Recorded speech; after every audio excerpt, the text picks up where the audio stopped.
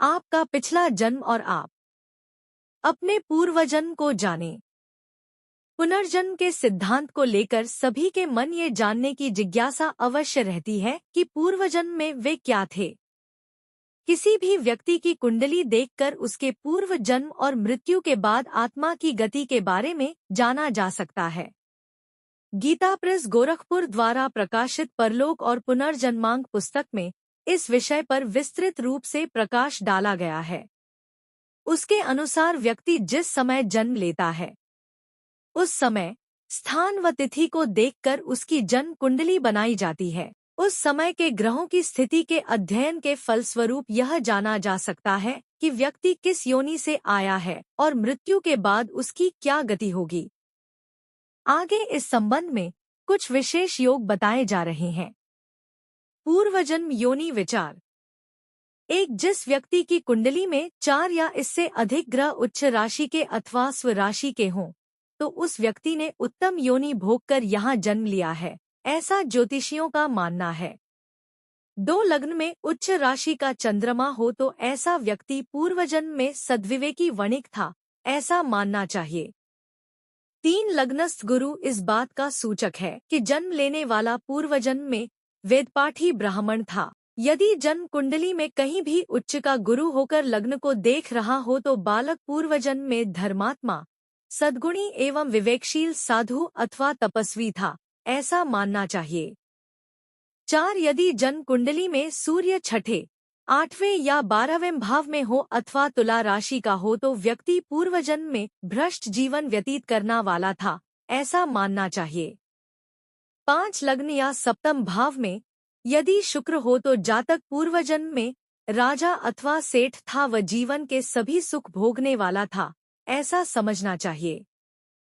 6 लग्न, एकादश, सप्तम या चौथे भाव में शनि इस बात का सूचक है कि व्यक्ति पूर्वजन्म में शूद्र परिवार से संबंधित था एवं पापपूर्ण कार्यों में लिप्त था। 7 यदि लग्न या सप्तम भाव में राहु हो तो व्यक्ति की पूर्व मृत्यु स्वाभाविक रूप से नहीं हुई, ऐसा ज्योतिषियों का मत है। 8, 4 या इससे अधिक ग्रह जन्म कुंडली में नीच राशि के हों, तो ऐसे व्यक्ति ने पूर्वजन्म में निश्चय ही आत्महत्या की होगी, ऐसा मानना चाहिए। 9 कुंडली में स्थित लग्नस्थ बुध स्पष्ट करता है कि व्यक्ति पूर्वजन्म में वणिक पुत्र था एवं विविध क्लेशों से ग्रस्त रहता था। 10 सप्तम भाव, 6ठे भाव या दशम भाव में मंगल की उपस्थिति यह स्पष्ट करती है कि यह व्यक्ति पूर्वजन्म में क्रोधी स्वभाव का था तथा कई लोग इससे पीड़ित रहते थे। 11 गुरु शुभ ग्रहों से दृष्ट हो या पंचम या नवम भाव में हो तो जातक पूर्वजन्म में सन्यासी था, ऐसा मानना चाहिए। 12 कुंडली के 11वें भाव में सूर्य, 5वें में गुरु तथा 12वें में शुक्र इस बात का सूचक है कि यह व्यक्ति पूर्वजन्म में धर्मात्मा प्रवृत्ति का तथा लोगों की मदद करने वाला था। पत्रिका में गुरु, शनि और राहु की स्थिति आत्माओं का संबंध पूर्व कर्म के कर्मों से प्राप्त फल या प्रभाव बतलाती है। 1 गुरु यदि लग्न में हो तो पूर्वजों की आत्मा का आशीर्वाद या दोष दर्शाता है। अकेले में या पूजा करते वक्त उनकी उपस्थिति का आभास होता है। ऐसे व्यक्ति को अमावस्या के दिन दूध का दान करना चाहिए। 2 दूसरे अथवा 8वें स्थान का गुरु दर्शाता है कि व्यक्ति पूर्व जन्म में संत या संत प्रकृति का या और कुछ अतृप्त इच्छाएं पूर्ण न होने से उसे फिर से जन्म लेना पड़ा। ऐसे व्यक्ति पर अदृश्य प्रेत आत्माओं के आशीर्वाद रहते हैं। अच्छे कर्म करने तथा धार्मिक प्रवृत्ति से समस्त इच्छाएं पूर्व होती हैं। ऐसे व्यक्ति संपन्न घर में जन्म लेते हैं। उत्तरार्ध में धार्मिक प्रवृत्ति से पूर्ण जीवन बिताते हैं। उनका जीवन साधारण परंतु सुखमय रहता है और अंत में मौत को प्राप्त करते हैं। 3 गुरु तृतीय स्थान पर हो तो यह माना जाता है कि पूर्वजों में कोई स्त्री सती हुई है और उसके आशीर्वाद से सुखमय जीवन व्यतीत होता है, किंतु शापित होने पर शारीरिक, आर्थिक और मानसिक परेशानियों से जीवन यापन होता है। कुल देवी या माँ भगवती की आराधना करने से ऐसे लोग लाभान्वित होते हैं। 4 गुरु चौथे स्थान पर होने पर जातक ने पूर्वजों में से वापस आकर जन्म लिया है। पूर्वजों के आशीर्वाद से जीवन आनंदमय होता है। शापित होने पर ऐसे जातक परेशानियों से ग्रस्त पाए जाते हैं। इन्हें हमेशा भय बना रहता है। ऐसे व्यक्ति को वर्ष में एक बार पूर्वजों के स्थान पर जाकर पूजा अर्चना करनी चाहिए और अपने मंगलमय जीवन की कामना करना चाहिए। 5. गुरु नवे स्थान पर होने पर बुजुर्गों का साया हमेशा मदद करता रहता है। ऐसा व्यक्ति माया का त्यागी और संत समान विचारों से ओतप्रोत रहता है।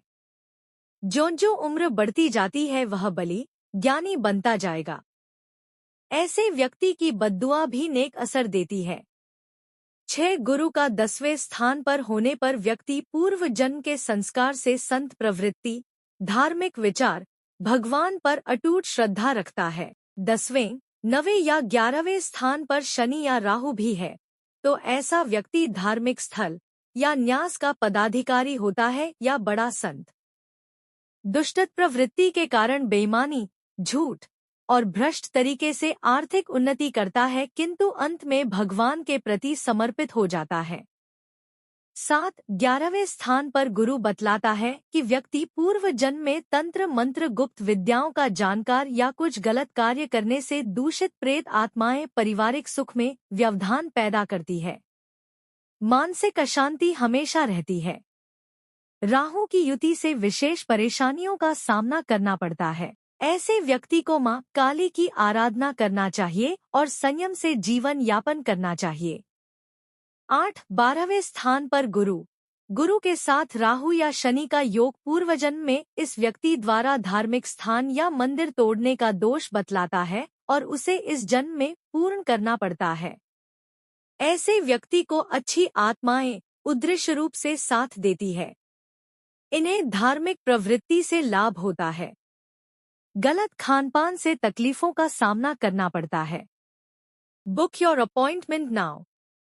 अगर आप अपनी समस्या का समाधान आचार्य रेखा कल्पदेव जी द्वारा टेलीफोनिक वीडियो कॉल अपॉइंटमेंट द्वारा करवाना चाहते हैं तो नीचे दिए गए नंबर पर संपर्क कर सकते हैं। भविष्यफल ज्योतिष केंद्र का पूरा परिवार आपकी सेवा में हमेशा तत्पर रहेगा। संपर्क करें 8178677715।